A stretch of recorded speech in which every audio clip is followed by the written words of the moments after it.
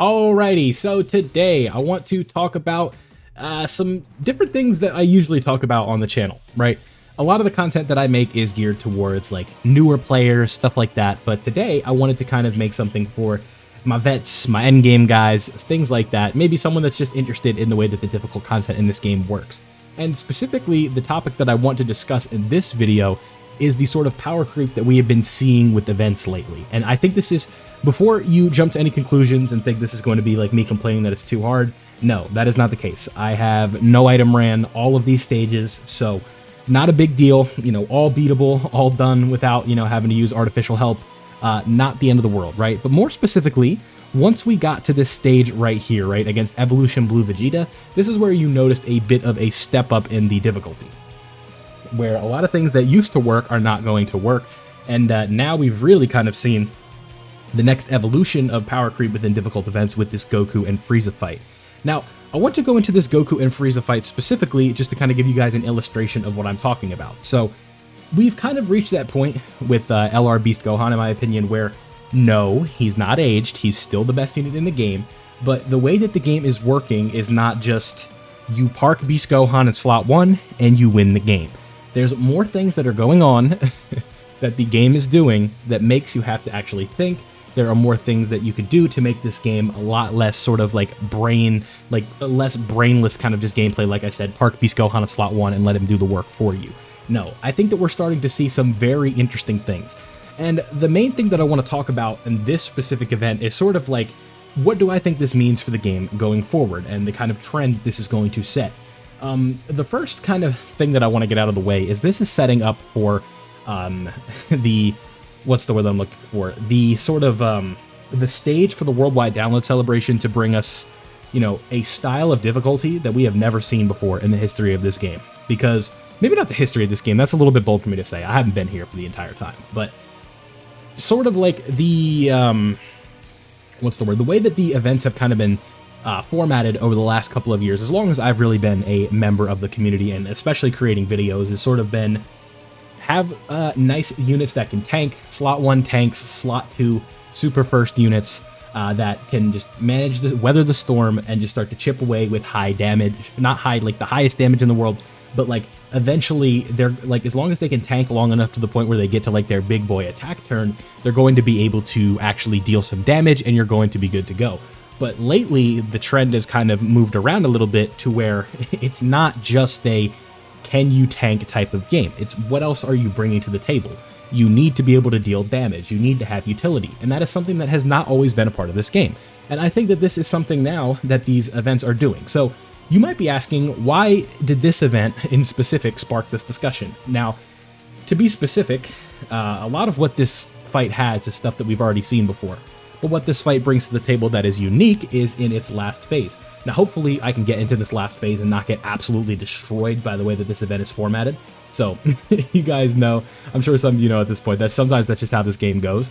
But, like I said, one thing in specific that I want to look at is this event.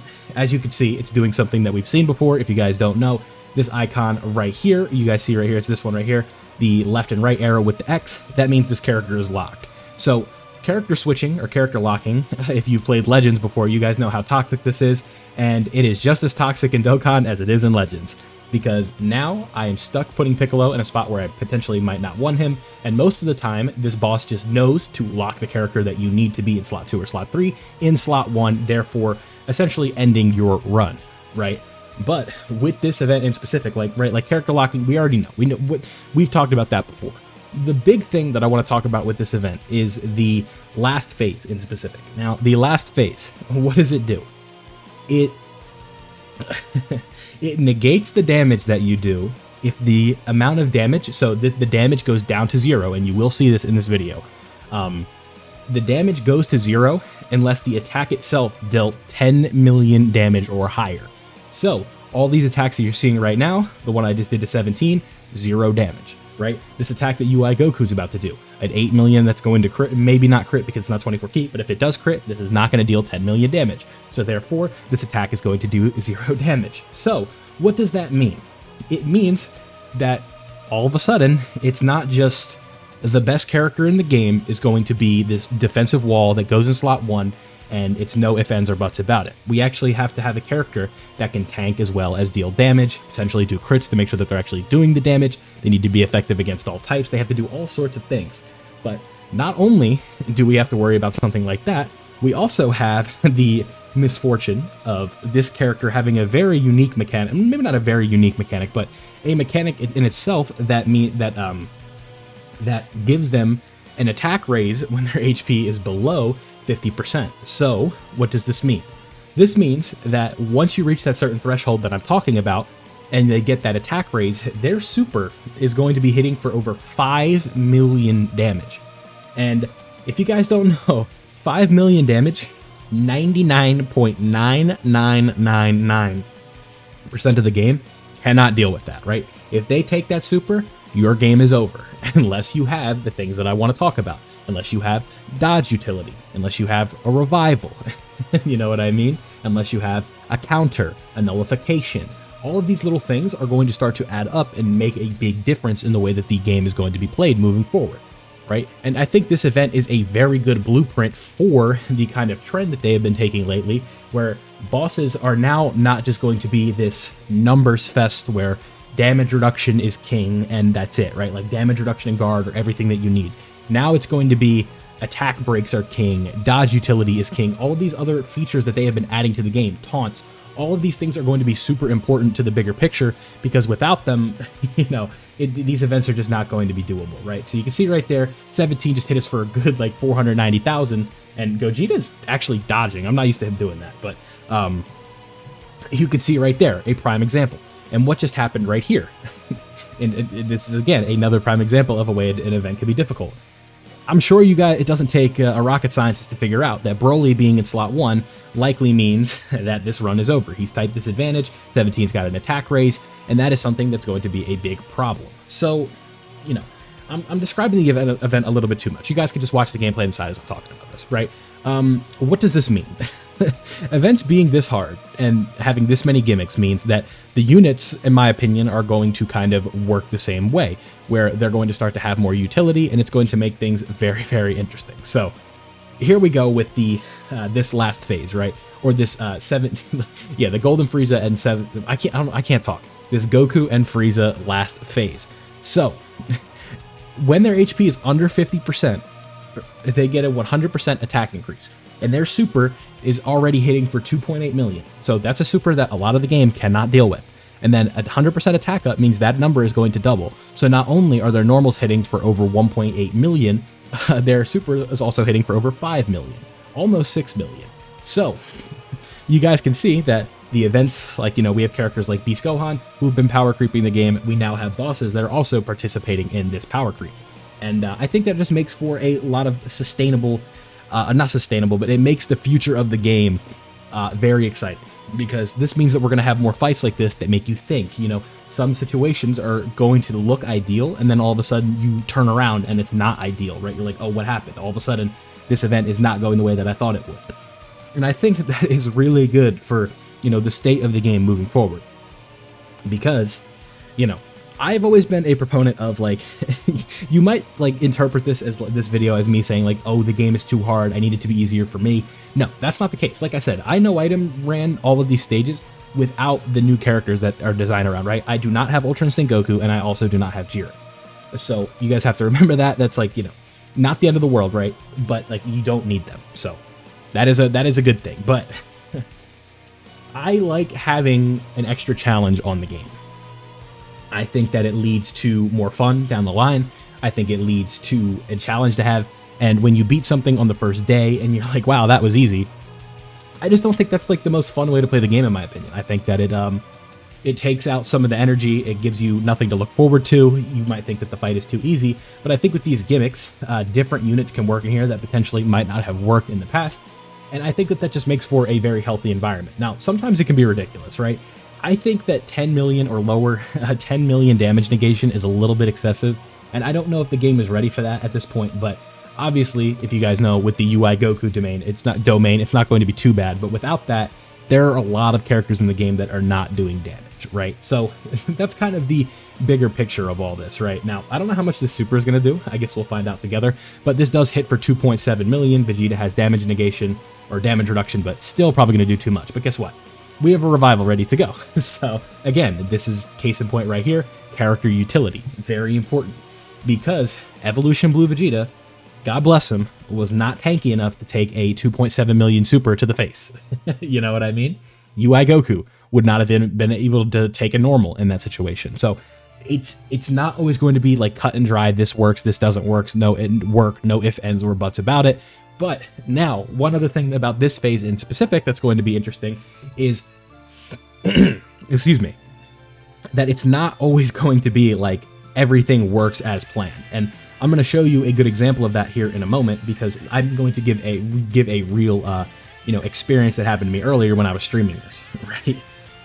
Because these bosses are getting more attack some of these bosses are getting more attack with each phase that's going on, or with each turn that's going on in the phase. So this 17 and Golden Frieza are a good example of this. They are increasing their attack by 10% up to 100%. So they're going to be hitting just as hard as Goku and Frieza if you stay around in the phase too long.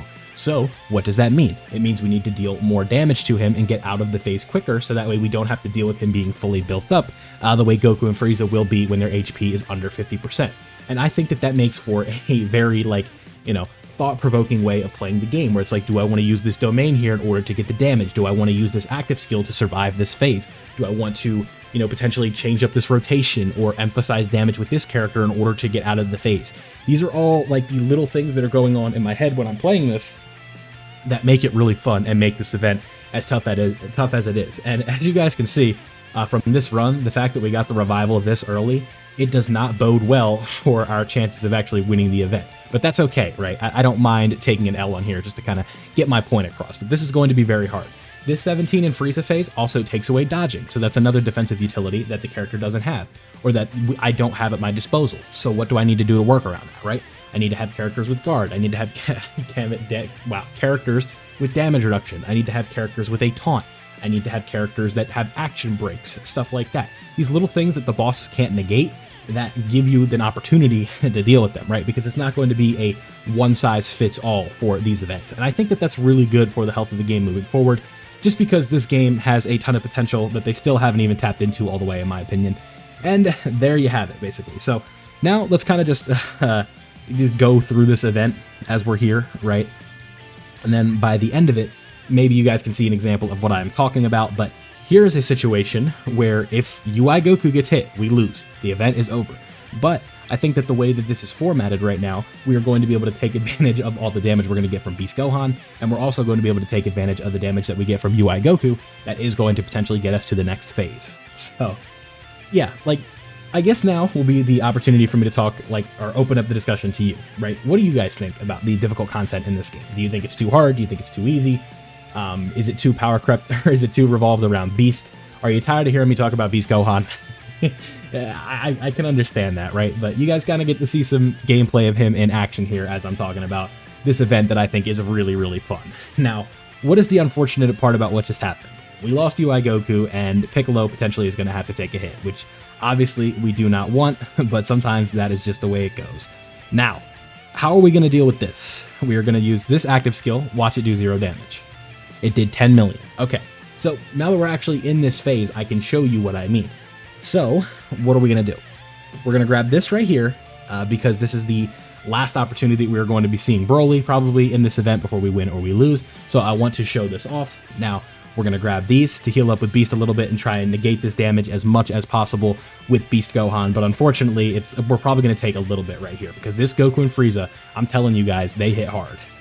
They really hit hard. But at least we got the defensive increase first. But let's see how much damage Beast Gohan does with this domain up, and we'll see if that makes an impact on Goku and Frieza. If not, I'll run the event again, get here, and show you guys what I mean. So, how much damage are you guys going to do? This hits for 2.8. 435. Of course we lose. Okay, let me get back to this phase. I'll be right back. I might use items. We'll see. All right, we made it back on the next run. Didn't use... I brought them, but I didn't need to use them. Some items, but this is actually going to be a really good opportunity to show you guys what I am talking about with this. So, what I'm going to do is Piccolo is going to lose us the fight. Do we all understand this? Like, does that make sense? Right? I just want you guys to know that. So we're all on the same page. But this is going to be a good opportunity to show you guys what I mean with the damage negation, and then we can go ahead and get out of here. So it's going to further exacerbate the point that I'm trying to make. So yeah, nice, good try. Now, this damage is going to be good, right? This is going to be an 18 million attack stat because of the revival. UI Goku gets a buff on that, so I can't do the Dokkan attack, so it is what it is, but here we go, right? This is going to do damage, but I bet you the additionals that he does do not. So 18 million right here with a guaranteed crit because it's 24 key. This is going to do damage, but I bet you the attacks that Beast do 0, right? The attacks that Piccolo do, they do 0. So here we go, right? Yeah, so 33 million. You can see that 12 million right here. So let's see. Does this crit do any damage, right? 12 million. This is a good situation for UI Goku. This is a high attack stat, and it does do damage. Nice. So UI Goku with this next one, he himself just did 50 million damage to the boss, right? Watch what Beast Gohan, the best unit in the game, does. And I know I didn't let him get the hits beforehand, but you know why. Here we go. 9 million, yeah. So if the attack stat is under 10 million, back it up, right? This is going to... The best unit in the game right here, 0 damage. And his additional, 0 damage. There you go. No crit, 0 damage. It was an action break, though, so that's nice. So now Piccolo is going to take a lot per normal, and we are going to lose, but you guys kind of get the point, right? 0 damage, right? It's a... Oh, we're not going to die. Cool. If I could talk, I do think that this is a healthy thing for the game, right? Because these are usually things that you cannot do, and it's fun, right? Because it's just you're not used to the game doing stuff like this, where you're like how often have you seen an attack that does like 10 million or whatever do 0 damage, right? This is like the only environment where you can actually see that, and I think that that's really fun. So if this is a super we lose, yep, I should use the Gogeta taunt. So anyway. You guys are going to get to see the super in action, so we will end it with that, with the hardest hitting, one of the hardest hitting supers in the game, doing all of that. But like I said earlier, let me know down below what you guys think. Is the event or the content wow? Are the difficult events getting too hard? Is unit power creep not enough? All that fun stuff. If you did enjoy today's video, kind of a longer bit of a lot of just rambling really, but if you enjoyed the video, don't forget to leave a like and subscribe if you are new so you don't miss out on any of my Dokkan content. We have a few new members to shout out, so let's go ahead and go over and do that now. Alright, so quickly, shout out to all my new members. We have Lamia, Nubius, Apollo Music, and then to some existing ones, Cookie, Baby Chicken, and Rado-kun. Rado gifting members as usual, always so supportive of the channel, and I appreciate that greatly. So thank you guys for watching, and I'll see you all in the next one.